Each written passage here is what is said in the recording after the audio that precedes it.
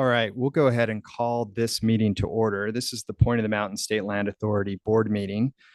Today is Monday, January 8th, 3 p.m., and we're here in Senate Building Room 110. Like to recognize Chair Snow, who's also joining the meeting remotely, and other members of the board. Thank you. Happy New Year to everyone. We're excited to be meeting again. And we also appreciate accommodating this different meeting date that allowed us to avoid conflicts with the upcoming legislative session. To note, we have just completed a year marked by significant milestones for this project, including obtaining funding for infrastructure, finishing phase one of the concept plan, completing the demolition of the site, and signing a disposition and development agreement with our master development partners. So we're really excited for what happened and look forward to this year in 2024, which will also be an exciting year as we anticipate breaking ground and beginning construction. To start our meeting, as we always do, we are going to start with public comment. As everyone knows, this is a public project, and as a board, we feel we have a responsibility to ensure that this project reflects the public values and provides broad public benefits.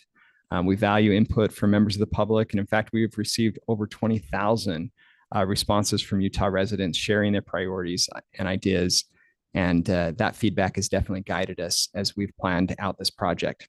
So we welcome any public comments following the procedures outlined on the agenda. Those who wish to speak can raise their hand if they're physically in the room, or use the raised hand icon on Zoom. So let me look first in the room.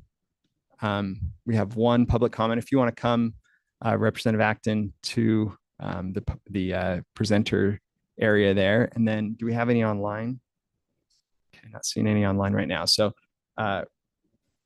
Representative Acton, welcome to this board meeting and happy to get your comment. If you will just introduce yourself and then provide comment.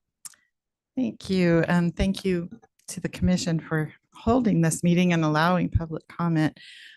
My comment concerns the art selection process, or not the process necessarily, but the entry of the statute of responsibility.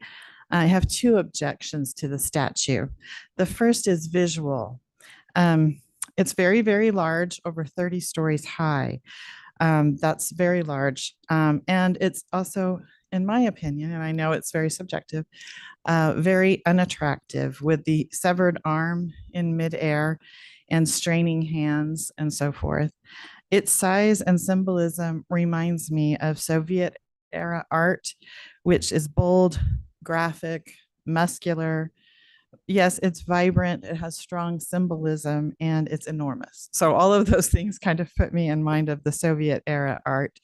And it's really not the equivalent artistically, in my opinion, to the St. Louis Arch, which is very elegant, or even to the Eiffel Tower, which does not embody a message within the structure. The statue would be a distraction, in my opinion, from the scenery of the valley, which is spectacular. The second objection I have is the message itself. It's didactic in nature, which is offensive, and I think places a greater burden on the people of Utah. The implication is that freedom and responsibility are equally important, but really, in my opinion, they are not. Freedom may require or imply responsibility, but freedom is more critical and foundational, therefore more important even than responsibility, which is also very important. Personal responsibility is important, but that is not what the statute depicts with its two hands locked in a desperate grasp. Though it may be implied, responsibility is not enshrined in our founding documents as liberty is enshrined. So making it equivalent to the Statue of Liberty is going to be a failed effort, because there's no way to do that. We cannot make them equivalent by creating a statue, and the people, I believe, will resent us for attempting to do so. And it will increase the burden on the people. The people will not look favorably upon a visible and enormous potential mistake. So I would ask that you would reject that statue. Perhaps another I would love to have art. I love modern art. I love all of there's some great art across the country. I just think that the point to serve something that is truly fitting and beautiful. And that would conclude my comment. Thank you. Thank you, Representative. We appreciate you being here and that comment. All right, not seeing any other members of the public that have asked to comment, we'll move on to the third item on our agenda, which would be to consider approving the minutes of the December board meeting, the December 19th, 2023 board meeting. Senator Stevenson has a motion. Am I on here? Yeah. There we go. Motion to approve the minutes of the December 23rd board meeting. Thank you. That motion is in order. Is there a second? I'll second. This is April. Okay. April Cooper seconds. Is there any discussion of that motion? Seeing none, I'll place the motion. Sorry, Senator Fillmore, did you have a comment? My comment is going to be aye in just a minute. Okay, great. I'll place the motion then. All those in favor of approving the minutes from December 19th, 2023, say aye. Aye. Any opposed, nay? I'll rule that passes unanimously. Thank you. Move to the fourth item on the agenda, which is the financial statement. We know that we have a responsibility to all Utahns to ensure integrity in financial management. And as part of that responsibility, we regularly review our expenditures relative to the budget. So we appreciate those that serve on the finance committee for the board, which include April Cooper and Jim Russell. And they meet monthly with staff to provide guidance on our budget and finances. So we'll have a report right now from Don Willey, who's the Director of Operations, and also give a chance to anyone on the board to share any comments that they have afterwards. So Don, turn the time over to you. Thank you, Mr. Chair. This is just an updated because of the date change in our board meeting. We don't have all of our final numbers in from December. So we do have some pretty significant updates. So from our November financials, if you remember the last time that I provided a financial update, we had some delayed invoices with one of our consultants on the legal. And so we've received some of those. So I'm just going to go through these. But again, most of these numbers reflect what we reviewed in our last board meeting. At this point of the year, ending November, the month of November, we should be at 42% on our burn rate. As you can see, most of our categories we're looking well under budget for this point of the year. There are several that run a little bit high. Some of those are largely because it's a one-time cost, and so it's going to appear high at the beginning, and then over time that percentage lowers until it equalizes further in the year. We talked last time that our in-state travel expenses were a little bit high. Again, that's related to travel for our development agreement signing. And so we don't anticipate that we'll have the volume of travel moving forward that we did leading up to that, and expect that to level out over time. The other one that where we saw the most change, though, is in our attorney fees. Again, that's just due to the fact that leading up to the development agreement signing, we were heavily involved with our law firm Ballard Spahr to ensure that those documents were reviewed moving forward appropriately. We did catch up on those invoices, so that's the large sum that we see the change. We had 3 outstanding invoices that have been paid. Aside from that, the numbers are pretty much the same. Just some minor adjustments with invoices that have been paid, but those are the significant changes from last month to today. Great. Thank you for that presentation. Are there any members of the board that would like to provide any comments or ask any questions? In particular, if April and Jim have any comments they'd like to share from the financial committee.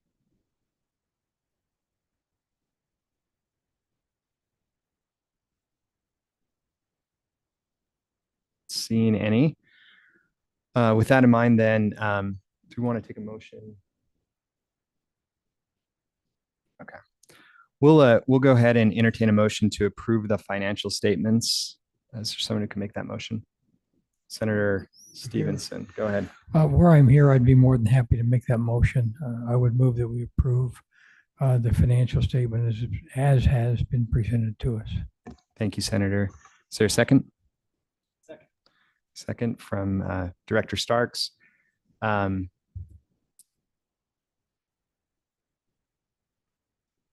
see, is there any discussion of that motion? Seeing none, I'll place the motion. All those who can accept approve the financial statement as presented, say aye. Aye. Aye. Aye. Any opposed? Seeing none, that passes unanimously. Thank you, Don. Thank you. Move to the fifth item on our agenda, the introduction to Arts Master Plan team. And I'll invite some representatives of Designing Local to come. Are they online? Okay. We'll make sure they're in a presenter status. And I'll just note that during our October meeting, we did announce the selection of Designing Local as the consulting team to help develop the public arts master plan for the Point. That team is joining us here today to introduce themselves in more detail and share some of their preliminary thoughts on the approach to develop that plan. So I'll recognize Amanda Golden and Mark Regelman from Designing Local and give them some time to present. Amanda and Mark. Excellent. Thank you so much. Thank you all for having us today.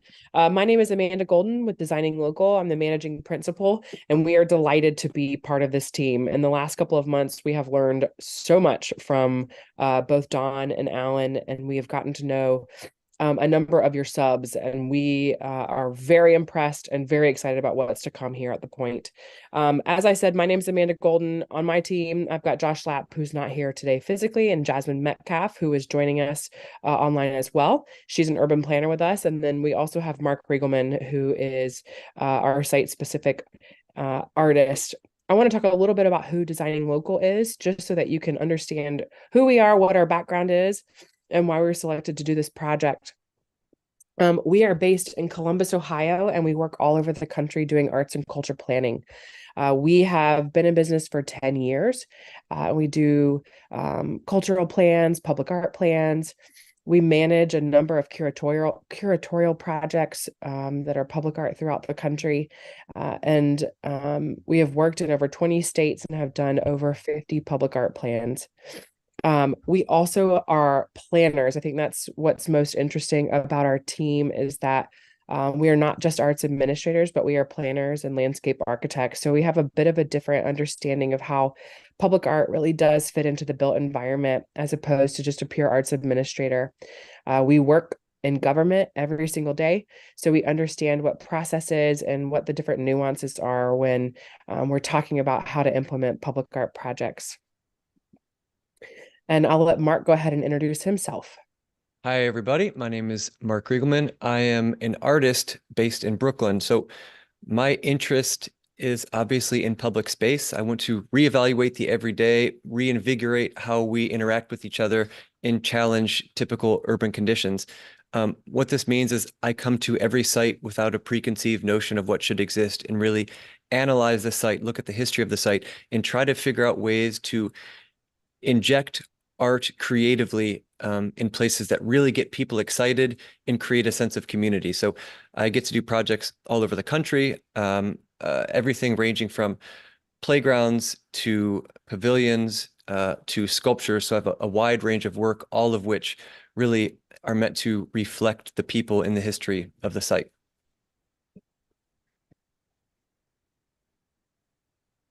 So one of the things that we wanted to share with you is kind of our normal process and what our values are as a team. And I think that what's really great about what our team brings to this process is that we really care a lot about how the public both perceives your project and how they feel like their voice can be part of the outcomes, and also how your team perceives whatever our outcomes are, which is the public art pieces themselves. We really want to make sure that we are hearing both sides, both from a public standpoint and from the client standpoint, and making sure that we can really find where that center meeting point is. We wanted to share a couple of projects for you just to kind of let you see what we've done in the past. One of our most exciting projects is the Art for All Fort Wayne Public Art Master Plan. This was done in 2017. a huge portion of this project was about educating the public there. They had a really interesting ordinance to fund public art when it came to redevelopment, and it all centered around a very normal kind of funding mechanisms that cities are using, which is a TIF fund, requiring developers to give back a certain portion of the TIF funding that they were receiving. But they had no direction on how they were spending the money. And so they hired our firm to think through what those strategies might be for the future. And so in order to kind of sell that with the public and affirm that this was something that the city should be using TIF funding for, we hosted a number of educational opportunities, one of which was a Pachacacha, where we had 6 local artists present on their work and the importance of public art in Fort Wayne. And we also brought in Mark Pally, who is a nationally recognized curator who has worked with Mark on a number of projects as well, to talk about the importance of selecting public art that brings joy and not really having any other purpose in selecting art other than to bring joy to your community. And I think that was very illuminating for the community and really set a great tone for what the plan itself said. We asked people in very non-conventional style engagement sessions what it is that they wanted for their public art in the city. We drug a parklet around in a van for weeks on end and set up these like pop-up shops and really ask people what it is they envision for their neighborhood and for their city with their public art strategy. And all of that yielded a policy framework and some very substantial projects that many of which have been implemented. The first or the biggest one that was just implemented in June of this year was a Dr. King monument, which was very exciting for the city. Another project that I think is really interesting is that, and this is a project that Mark and I worked on together, the city of Columbus did a $25 million streetscape project where they set aside 2% of the total budget for public art. Our team did the initial planning on the front end to think about how to spend that money. There were a lot of different opinions as to how to break up that, what was about $420,000, how to break up that money to maximize its use. Many people felt like it should be broken up in really small increments throughout the corridor. Whereas the community continued to tell us that they felt like they needed something that was extremely iconic and extremely, identifying of the neighborhood and the time in which the neighborhood was experiencing this rapid growth. And over and over and over again, we heard that they needed the bean. The Chicago bean needed to be placed right on this center corridor. And one, we didn't have the budget for that. But two, what we heard was that it needed to be something that was iconic, that would become synonymous with Columbus's brand. And so we developed 8 different locations, basically, that we thought this iconic piece of art could go to. We vetted those locations and understood what the different utilities and different site conditions would be, and kind of what parameters would be put around those projects should a public art piece be placed in one of those 8 locations. And then we kind of developed some parameters of which the public art should speak to. So what were those value statements that this piece really needed to focus on? And we then managed the call for artists and ran through an RFQ process for the city of Columbus, and eventually issued a call to 3 artists to develop concepts for consideration. And Mark was the artist that was selected as the final artist. And as you can see, the bottom image here, it's the Maker's Monument. Mark, you can talk about this too. That was what was ultimately selected and then finally installed in June of 2021. I don't know if you want to talk about that a little bit, Mark. Yeah, just real briefly. So as Amanda said, we wanted something that was very bold and dynamic in the streetscape, something that didn't follow the rigid lines of the surrounding architecture. We also wanted something that could be very durable over long term. So this entire sculpture is laser cut and welded stainless steel. So it's essentially bulletproof and really requires minimal maintenance.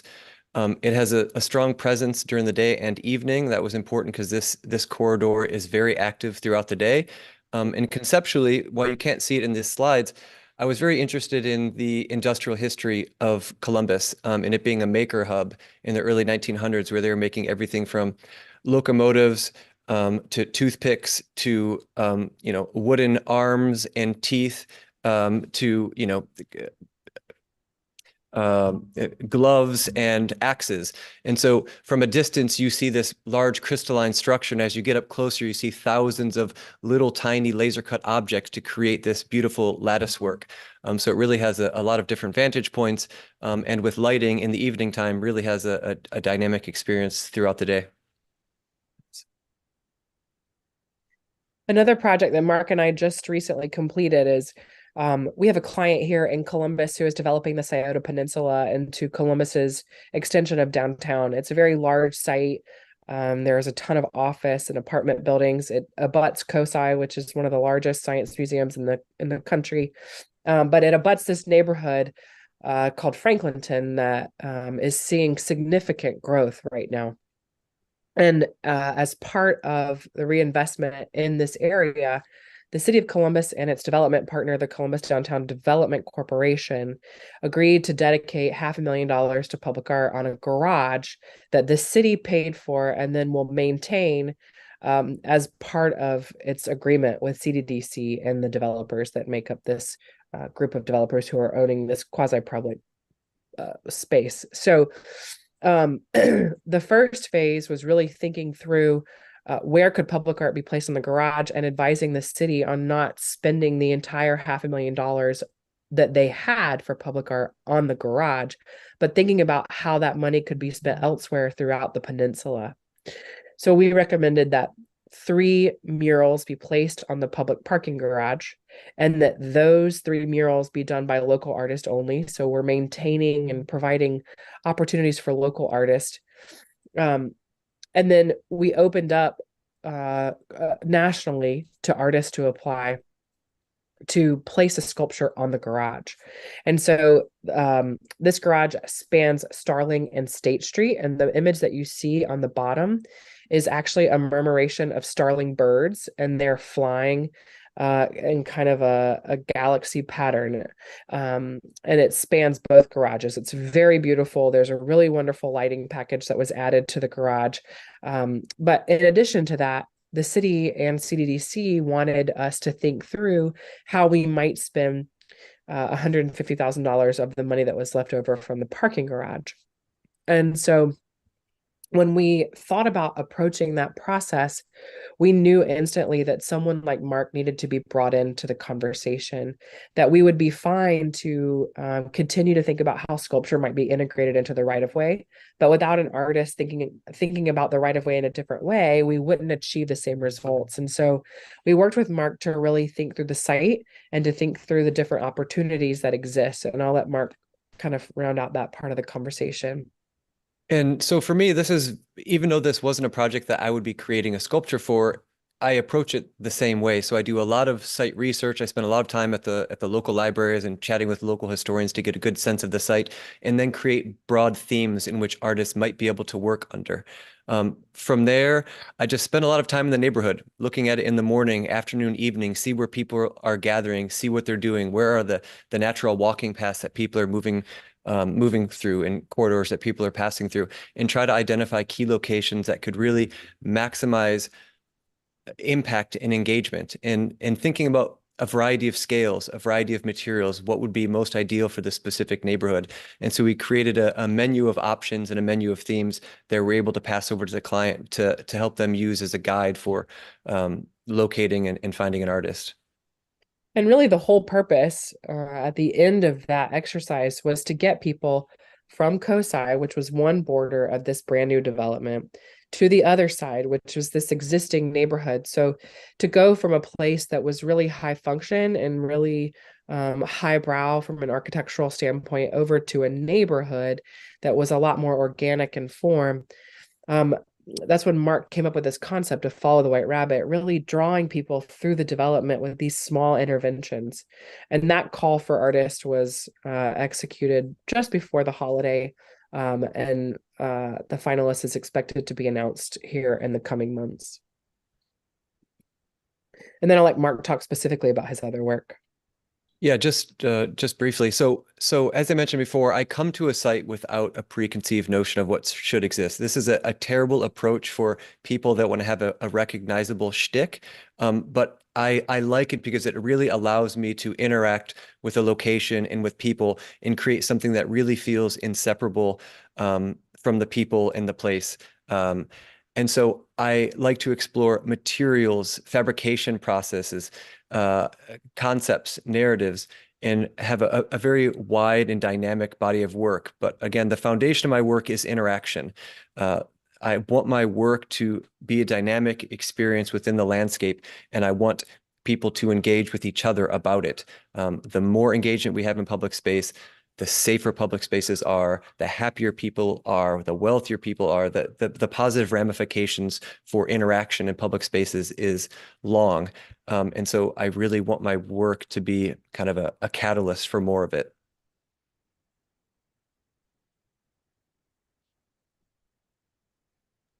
So one of the things that we wanted to talk about was to share our traditional project approach because it is applicable here.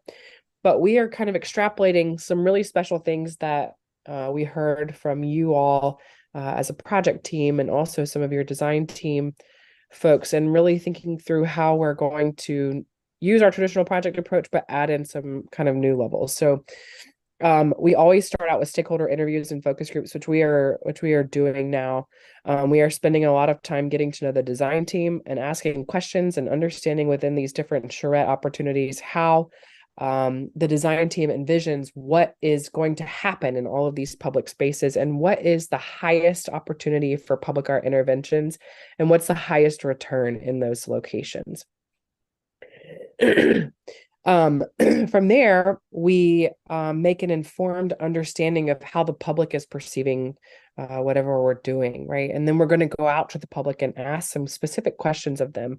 How do you want to feel when you visit this place? And I think it's amazing that you've heard from 20,000 Utahns kind of their ideas for this development. That's incredible. And we would love to have access to some of that input. I think it's going to be really valuable for our research as well. But we then ask the public, okay, how do you want to feel when you come here?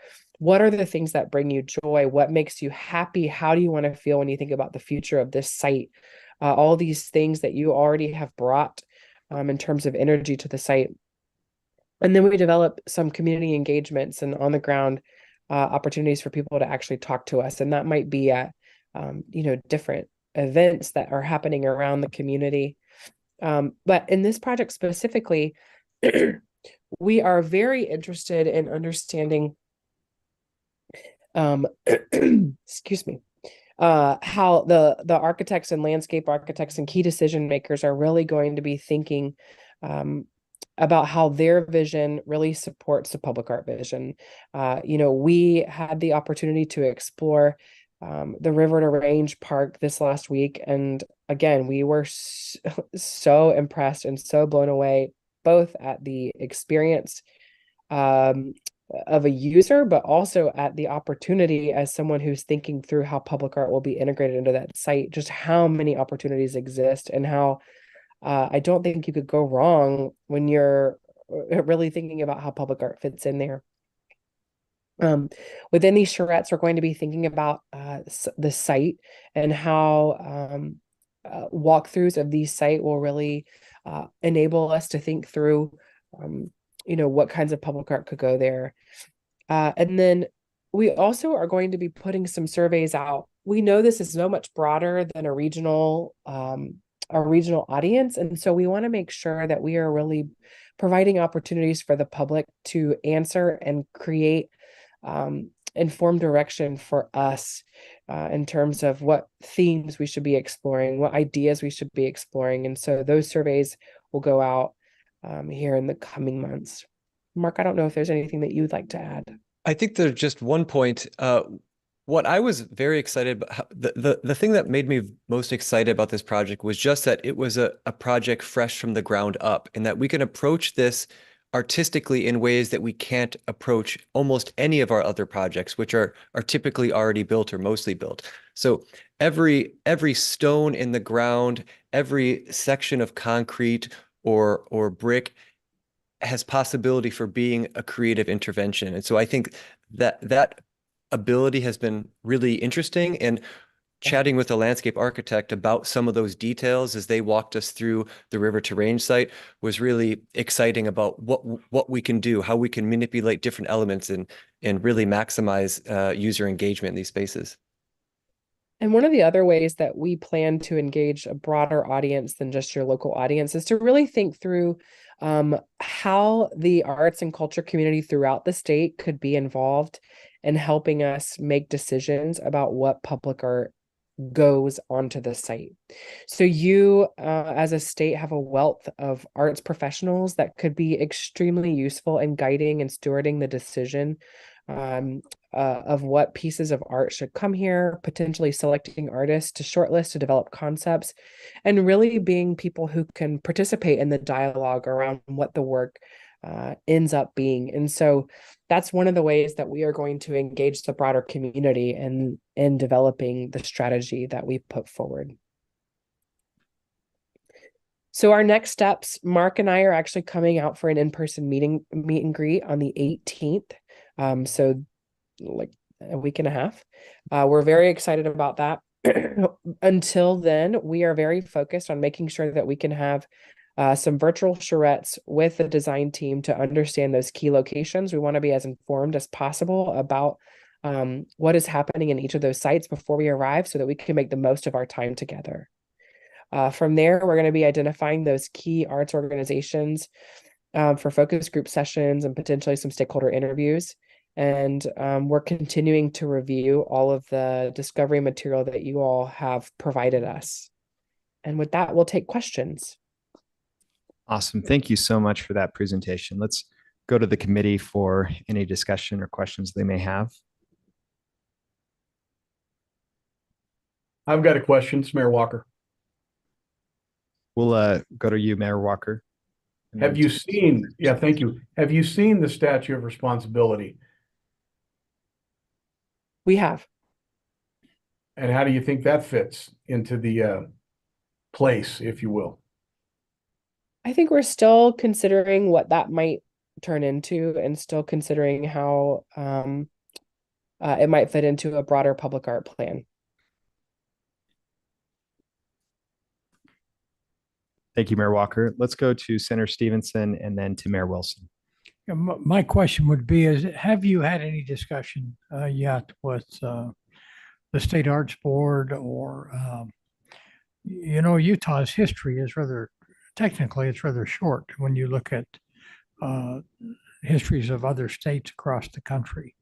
Of course, the histories of the United States is rather short, but my question would be have you had any input from in-state to date, or are we just still kind of formulating an opinion here? We have not had any interaction with any state agencies yet.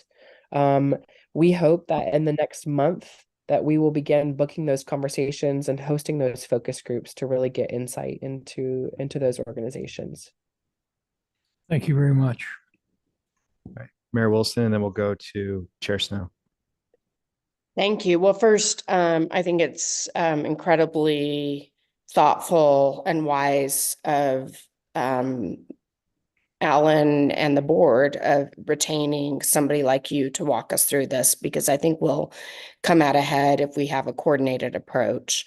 And I think the idea too of embracing and acknowledging the importance of public art is a win for us. So thanks for that. I guess my question's a little bit of a follow-up to Mayor Walker's, in that I guess I need a better understanding of how we're going to break down a budget to work with as it relates to the statute. And also, I guess I didn't recognize until a meeting some time ago that the statute process would fall outside of public art approval. So I think maybe my question's more for Alan on how the budget will work for this team as we look at maybe the not so large scale public art compared to the statute, and how the two processes are related. Yeah, thank you, Mayor. For this, the budget comes from a couple of sources. The actual development of the plan comes from a grant that we obtained through GOEO. Thank you, Ryan. A couple of years ago to develop arts at the site. The art itself will be paid for through a contribution from the development partners. And they've committed 1% of the development costs to public art. So that'll cover that. There is a distinction, we decided, between the general public arts master plan and the specific proposal on the statute of responsibility, because the statute piece is not just art. It includes museums and meeting space and educational areas and display areas, et cetera. And so thought that that was a better fit within our project review process. So that's being handled through that separate process, but still has a very rigorous element to it that will require, I think, 4 steps, including the board involvement in the next 3 steps.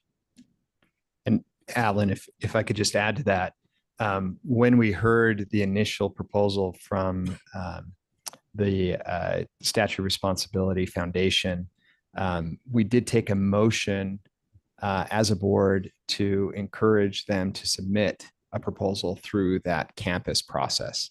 And that's the stage that we're at. So we have received an initial submission, and it will go through that 4-stage process that Alan outlined. So for especially, I think, because there probably is some confusion in the public of where we're at with that. And let me just assure everyone that we are at a very initial stage of getting the details that we need to the board to work through that process to see if they meet the requirements and take a vote. So there's still quite a bit of time on that. Thank you. That answer your question, Mayor Wilson? Yes, thank you. Great. Chair Snow. Thank you, Representative, and Amanda and team. Thank you for your presentation and your thoughtful process. I want to piggyback a little bit on what Senator Stevenson said about part of your outreach to include our Utah Division of Arts and Museums, and we also have a very active Utah Arts Council as well, organized in our state, and I think they would be a valuable input resource, so to speak, as well. And I'm wondering, you can respond to this question, if you anticipate, would there be some room for the intersection of some historical symbolism? Utah has a rich history of its founding, and even prior to its founding in terms of Native Americans. And I'm not suggesting that would over or dwarf everything else, but whether or not that could be a consideration. And then my last question is, after this process, very impressive process of reaching out and getting this input, what maybe I'm moving ahead too fast, but what would you see as that process being boiled down to? Would it be some sort of a report or a criteria? What would we anticipate the outcome or the end results of that process? I hope you understand my question. I do. Thank you very much. And I'm sorry, I'm recovering from the flu. So we are providing you a document that is twofold. The document will outline processes through which public art should be selected. And I'm going to let Mark take the second part of that, which is the public art strategy. Oh, you want me to go? Okay, sorry. Okay, so I'll answer the first part of your question first, which is like, and let me understand if this is your question. Can artwork themes include local history? is essentially your question. And my answer is yes, of course. Like, I am a history nerd. I love when history informs public art. And I think it's a great way to talk about history. Of course, like, I don't know, I'm not a huge fan of just like some dude on a rock holding a hammer or something, but I think that there's creative ways to talk about history. And all of my work, if you look through my work, history plays a huge role in how I'm interested in space, because history has a huge role in how we interact with space, how streets are lined, how we interact with nature around us. So history plays a critical role in the development of community, and I think should play a critical role in the development of public artwork. So we should absolutely be thinking about that. And so for the public art plan component, as Amanda said, it's two-part. It's the very technical part, how this all works, how things get approved, how artists get selected. And then we'll also provide focus areas. So these are areas that we think, these are nodes within the community that we think are ripe for public art and civic engagement. And this is a menu of options of things in areas that we believe you should investigate through public art. And so let me give you a couple examples. That might be as we do these site visits and as we better understand the site, that might be the underside of the various bridges that cut through the site. Or that might be exploring installations in the creek bed that might only be engaged when water levels are high enough. So of course, we don't want to pigeonhole artists too much, but we do want to give some structure and some guidance for the community and the Arts Council to be able to focus artistic endeavors.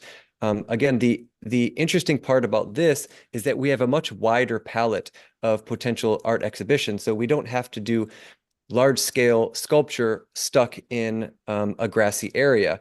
Because everything's happening from the ground up, we can explore what that bridge facade might look like, how those pathways might weave, how poetry might be integrated into a park bench, or whatever.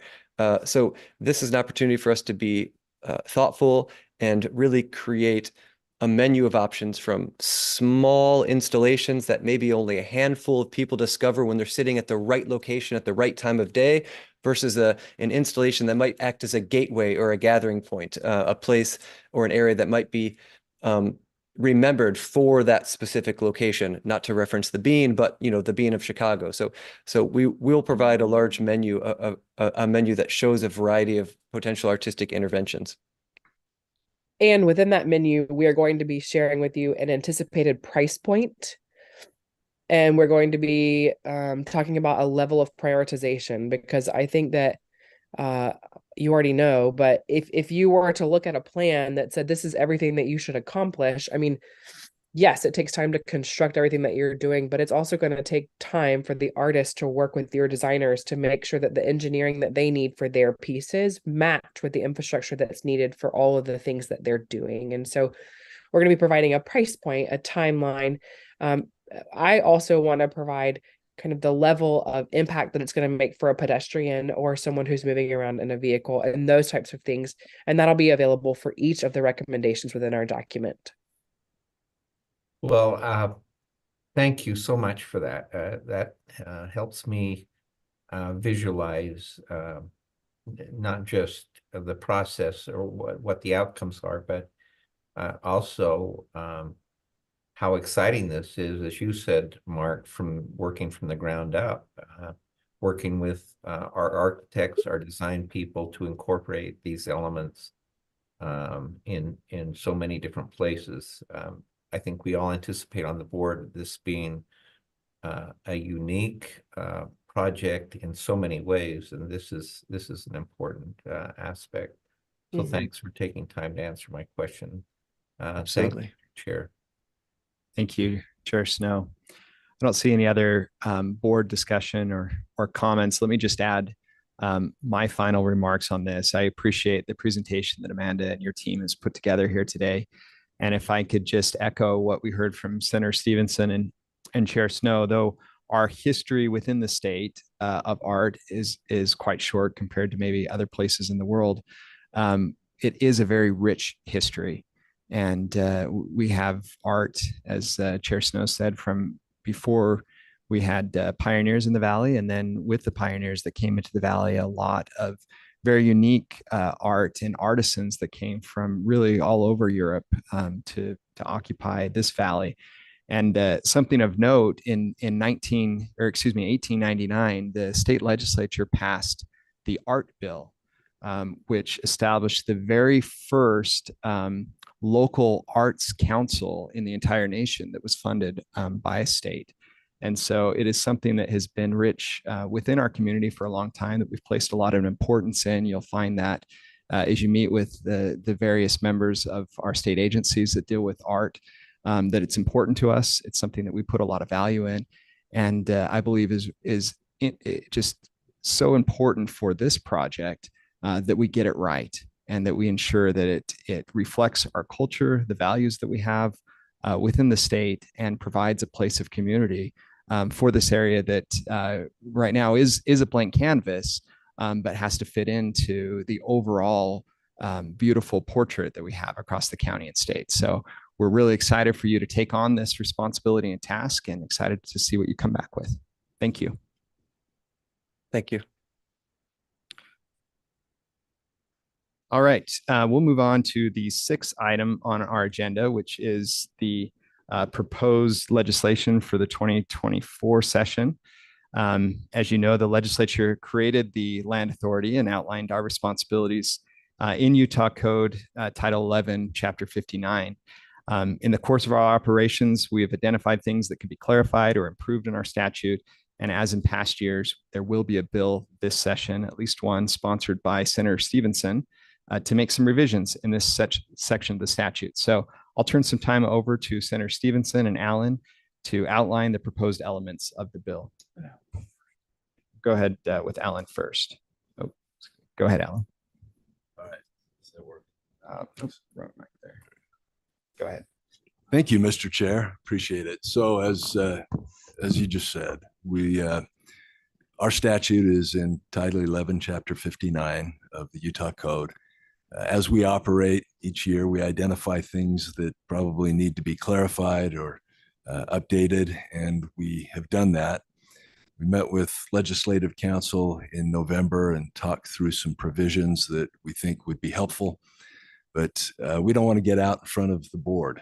We have had conversations with members of the board, and that's informed the direction that we've been heading, but we want to make sure that the members of this board are aware of the provisions in a potential bill and can provide some feedback before we get too far down the road. So the bill is currently being drafted. It's a challenge. I understand there are over 1,400 bills that have been identified, and so poor Legislative Council is busy trying to keep up with that workload. But I think what we're looking for today is just some feedback from the board as to whether we're heading in a good direction on these elements and whether you support the general concepts, understanding that there will be significant discussion that will go on, not just here, but with the legislature, with other stakeholders. And so but this is a starting point for us as we try to refine language that we see. So I think there were kind of four provisions that we were looking at. One, you know that in our current statute, we have some limitations on the ability of members of this board to own land, some constraints on owning land other than a primary residence within 5 miles of the site. And yet you can foresee in the future that there may be members of this board who would want to lease office space from the developers.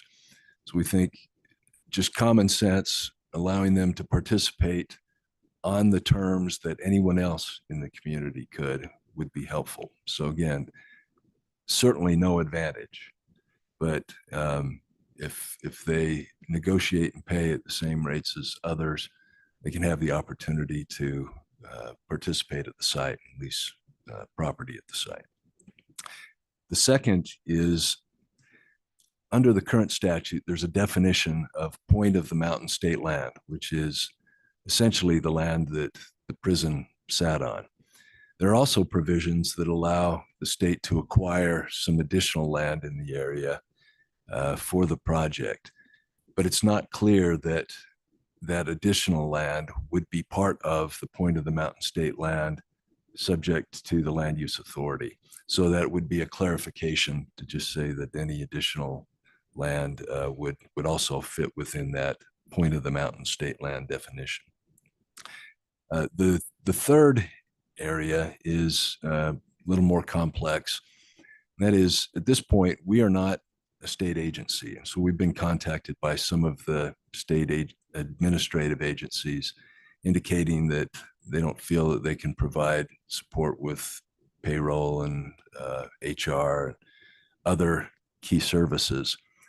In fact, one of the statements was that to get an additional license to include you on the payroll system would be upwards of $1 million, or you go out and hire outside private entities to do that work at additional taxpayer expense. There have been some issues with employment and some of the benefits and how that would work. Some questions about risk management and how it applies to this organization and government immunity. So we're looking at some language that would essentially treat this organization on the same terms as a state agency, just so that we can have the risk management protections, the services that are provided to other state agencies. And again, that's a complicated thing, but there are ongoing discussions, and it applies to more than just this organization. And then the final piece, as we look at ways that we can fund this project, we do have some revenue streams that have been identified. And it's been proposed that maybe there's an additional one that we could look at. And that would be taking a portion of the state's share of sales tax generated at this site for building infrastructure and paying back loans and administering the operation of this project. So because we're talking only about the state portion of sales tax, we're not going to interfere with any other jurisdiction in the sales tax they would collect. And it would not be all of the state sales tax, because we think that most of it ought to go back into the general fund. But at least it's a discussion that we can have with leadership and others about whether that's an appropriate ongoing revenue stream to help us accomplish the vision of the project. So that's kind of the outline of where we are. Senator Stevenson, you want to add? Yeah, I do. Thank you. Most of this is, I think, makes perfect logic. I think as far as, disallowing board members to participate in what goes on there is not financially, that's not a good idea. And I know where that came from. It's a leftover from the Inland Port legislation, which the legislation that created the point came after, a year after. And I know where that came from, and it wasn't a good idea with the point with the Inland Port, and it isn't a good idea with the point. So we can certainly correct that. The Point of the Mountain, I think we understand the property and the UDOT piece down there that we certainly need to include in this project. It makes a lot of sense for the transportation that we're going to have there. The sales tax piece is very interesting, because maybe we ought to look at that in a little more depth, because we are an authority. An authority at most of the places in the state as an entity has some of the same abilities that most of our communities have. And there is a portion of sales tax that the communities have. So that probably would, it's in the bill now, but I think it may warrant a little additional discussion, because there may be a little more money that come in a way by just adopting sales tax as maybe not only take the state's portion, but the state would give up its portion because it is state property. But then also that possibly the communities, we would look at that. But the other part of that is the communities certainly have a responsibility. The city of Draper is going to have some things they're going to have to provide in policing and in other public services and their portion of sales tax. But it's something maybe we'd want to discuss. But the more I think about that, they need to make sure they can cover their expenses. We've got to go back and do some work on the inland port because of the same reason. We've taken most of that tax increment, and yet Salt Lake City, we're still going to require that they provide policing and emergency services to the inland port, but we've taken away their ability to charge for that. So that's going to have to be fixed in future legislation. The piece that I have a little bit of concern about, and I not that it may not work, but when we have our land use authority and including it as a state agency, part of the issue we run into is I think there are 23 land use authorities across the state.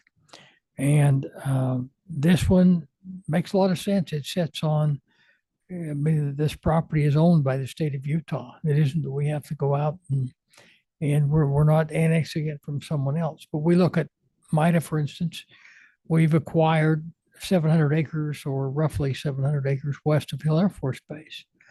And that property, the ownership of that is still under a lease for the federal government for the next 50 or so years. But all of these authorities have a need to create capital in order to do what they do. And I think we need to study this a little bit. We've got the inland port, and those are the three big ones.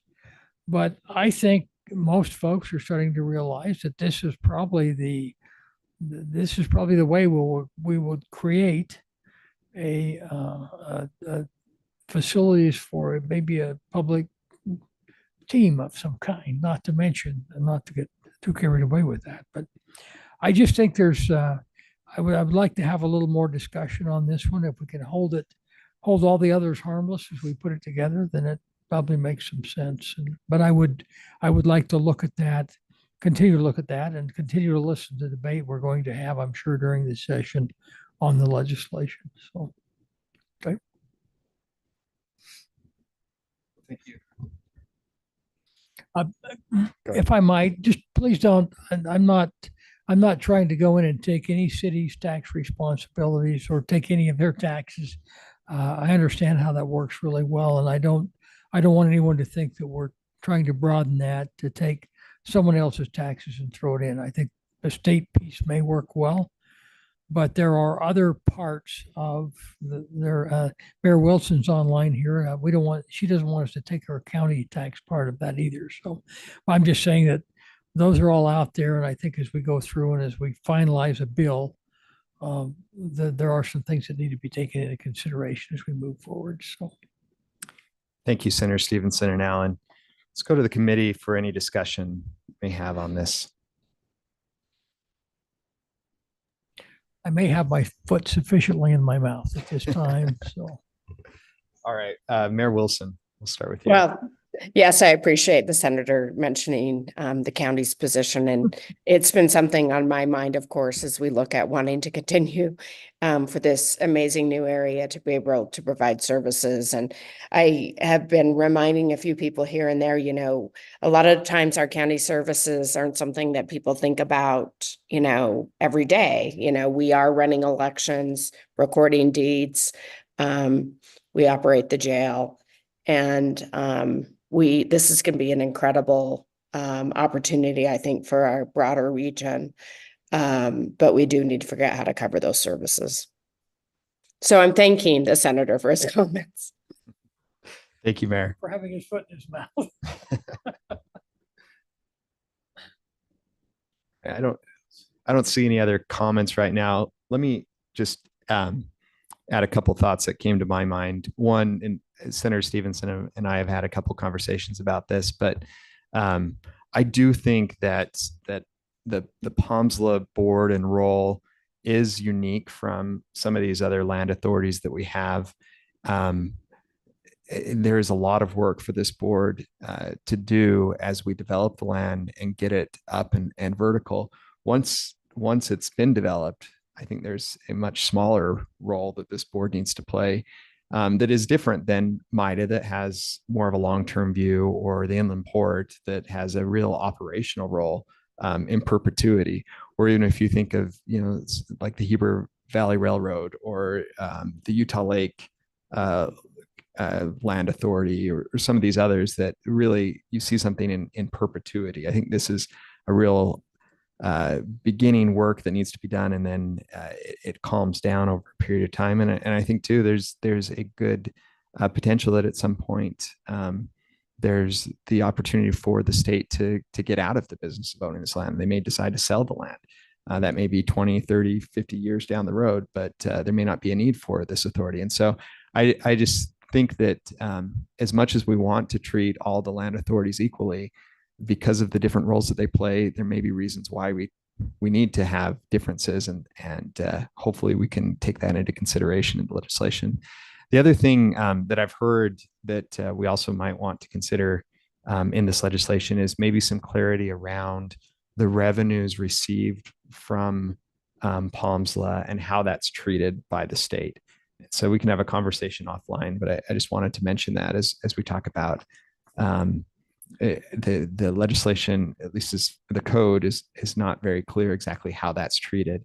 And I think that has caused some of the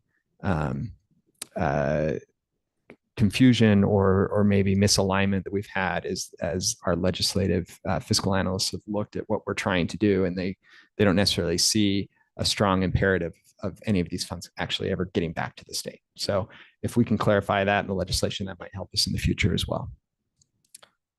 All right, not seeing any other comments here. I will pause to see if anyone would like to entertain a motion to support the elements of the proposed bill as Senator Stevenson and Alan have outlined. Let's go to Chair Snow. Thank you, Mr. Chair and Senator Stevenson, for this discussion. It would be my motion that we support these proposed changes in the legislation, subject to Senator Stevenson's comments about handling issues with the county and the city to make sure that that they receive input from those local governments and make appropriate inclusions in that legislation. We're considering a motion, excuse me, that would be my motion, Mr. Chair, and then I can speak to it just briefly. Great. That motion is in order. Is there a second? Okay. Director Stark will second that. We'll go back to Chair Snow for comments on the motion. Just briefly, the motion is to support specific legislation that we don't actually have in front of us yet. And I think we all understand that it would be subject to us seeing what is actually included. But I have to tell you, from my standpoint in dealing with a lot of the issues that have been brought up by Representative Tusher and Senator Stevenson, I truly believe that getting these changes made to the statute is going to make our administration much better.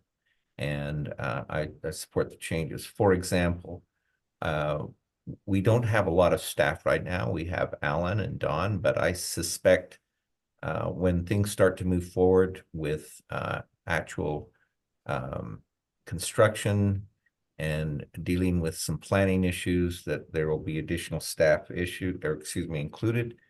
And it will relieve this board of a lot of responsibility if we can bring those folks under the umbrella of as state employees to handle cost of living increases, benefits, all of those matters. I think that will be an improvement. The other matter that I've reached out to Alan, and I think it's important to me, and I think it should be important to every member of the board and the employees of POMSLA. We want to make sure that our work is covered and protected under the governmental immunity. So I strongly support including that in the legislation as well. Thanks for giving me a chance to speak to it, Mr. Chair. Thank you, Chair Snow. Other members of the committee? for discussion? I don't see any. We'll go ahead and place the motion then. The motion is to support the proposed revisions to the Land Authority statute as detailed and clarified by Senator Stevenson and Allen. All those in favor say aye. Aye. Aye. Aye. Aye. Any opposed? That motion passes unanimously. Thank you.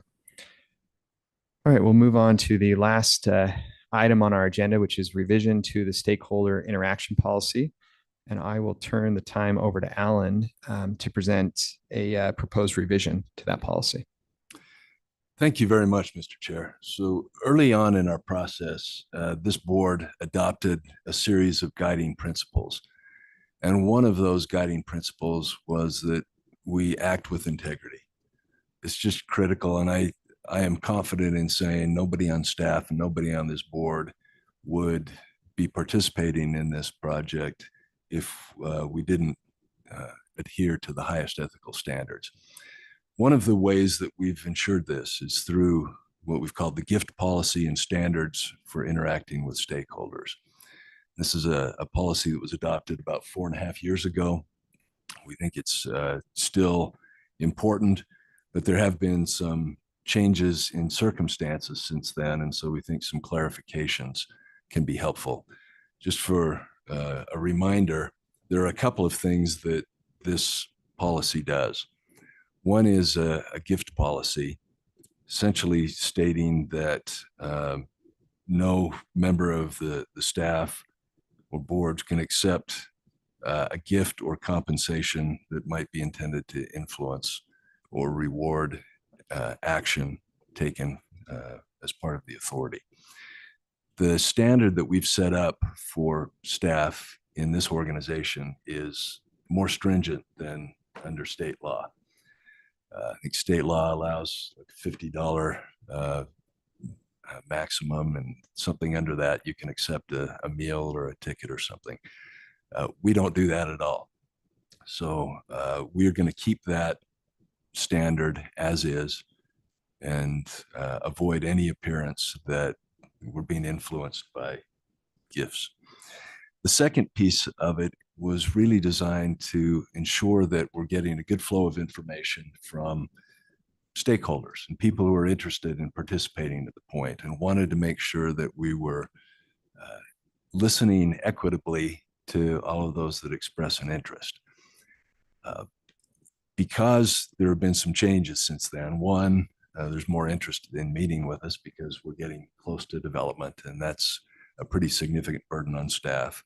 Another is that under our development agreement, we've identified responsibility for our master developer to review tenants, to attract tenants. And so they've got a formal responsibility there. And then we're also recognizing the sensitivity of tenant negotiations. If every negotiation we had or every contact we had were made public, it would put us at a distinct disadvantage relative to other projects. So we made a few tweaks to the policy as included in the board packet that you received. Essentially says that we'll meet with entities and individuals interested in our work who request a meeting and who conduct themselves reasonably and civilly, or provide an opportunity for those individuals or entities to meet with our development partner or consultants. And then have also removed a provision requires keeping a record of every interaction with interested parties, just because of the need to be, I think, sensible in those negotiations. So not significant changes, but we think that they reflect the reality of where we are now. Great. Thank you for that review, Alan. We'll go to the board for any comments or motions. So Alan, I was told that they sorry. Let's go to Director Starks. I was told that if I was supportive of the statute of responsibility, they would model my arm. So are you saying that that won't be the case now? For the record, he's smiling. Okay, all right. No, I very much support these. I think it's best to stay above water in all things. And so appreciate the thoughtfulness behind this. Thank you. Senator Stevenson. I was just going to, I think this is a great idea and great addition. And we probably, I would be more than happy to make a motion to move forward on this. And I think we ought to go to a professional arm model before we get into deciding on that. So I'll include that in the kind motion. of a contest. So if I could just restate the motion, Senator Stevenson's motion is to approve the amendments to the gift policy and standards for interacting with stakeholders as outlined in the board packet that was submitted prior to this meeting. Is that your motion, Senator? That is my motion. Is there a second to that motion? I'll second. Second from Director Starks. Any discussion of that motion? Seeing none, I'll place the motion. All those in favor of approving the changes to the gift policy and standards for interacting with stakeholders, say aye. Aye. Aye. Aye. Aye. Any opposed? Say nay. Not seeing any. That motion passes unanimously. Thank you. All right, that brings us to the end of our agenda. Thank you so much for everyone who participated here today. This was a really great meeting, and things are moving along. So just so excited to continue to see what happens in our next meeting. Just as a reminder, based on the actions that we took in our last meeting, we will not be meeting next month in February due to the legislative session. So members of the board will get a month off. But we'll see everyone back here at our next meeting on March 19th at 9 a.m. So with that, I will entertain a motion to adjourn. So moved. A motion by Director Starks. It's non-debatable. All those in favor say aye. Aye. Any opposed, say nay. We are adjourned. Thank you.